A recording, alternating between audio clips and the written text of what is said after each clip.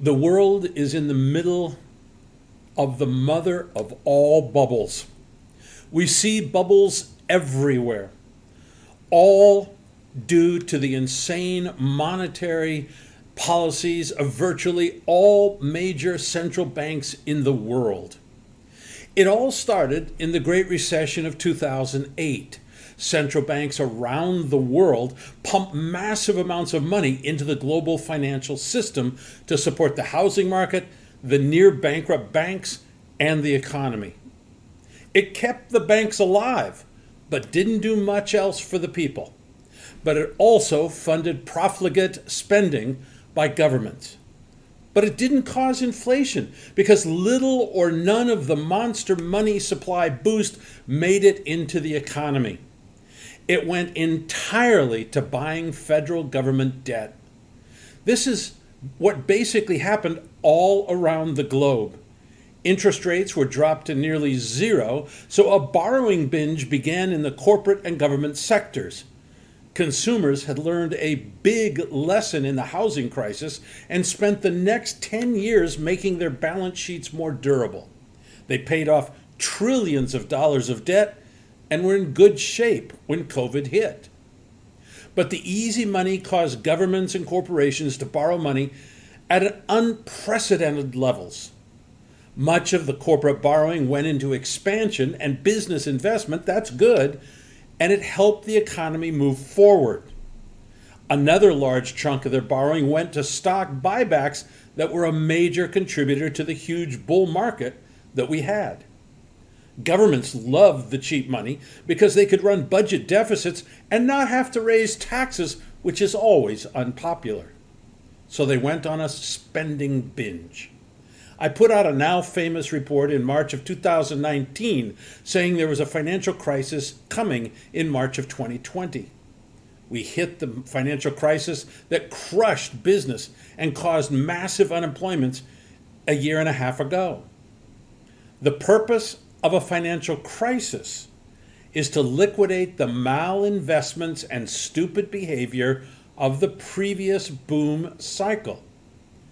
Unfortunately, central banks doubled down on stupidity and increased money supply up to 8 times its previous level, and governments plunged into deficit spending that would make a banana republic blush.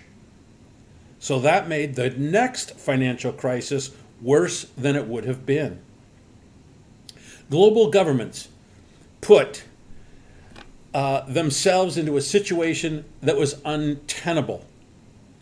And we've seen that over and over again. We saw global governments put healthy people into quarantines for the first time in human history, and that crushed the economy a year and a half ago. Not sick people in quarantine, but healthy people. At the same time, central banks decided to mimic Banana Republic money policy and sent interest rates to zero and beyond. Not only that, but they vastly increased the amount of money supply. They basically said to the economy, we have all the money you want and it is free. And many people have taken advantage of that. We now see more bubbles in existence than I have ever seen in my 50 years of market operations. Number 1, the bond market.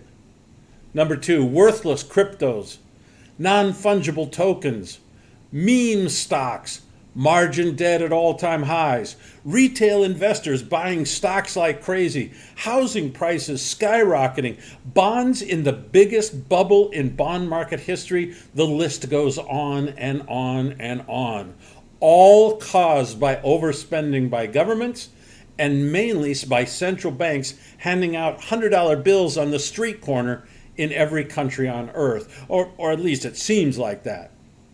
Look, I'm a speculator and a risk taker for a living, but I hate to see the retail public come into the market in the numbers and in the way they are doing it. Greed and FOMO are driving them, not rational thought. There's an old saying, the market will do what it has to do to screw you. The screwing has yet to start. I don't know exactly when it will start. It's smelling to me like maybe 2022. I'll let you know as soon as I figure it out, but it's smelling like 2022. But we will see a monster financial crisis like none before.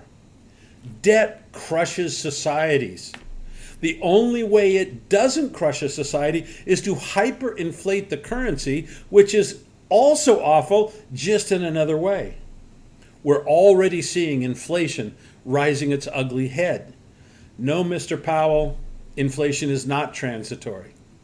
I'm going to leave it right there for now, but I'm going to be doing a series of these over the future in the next week, 2 weeks, and I'm going to be telling you more about the specifics of the next financial crisis. I'll talk to you later.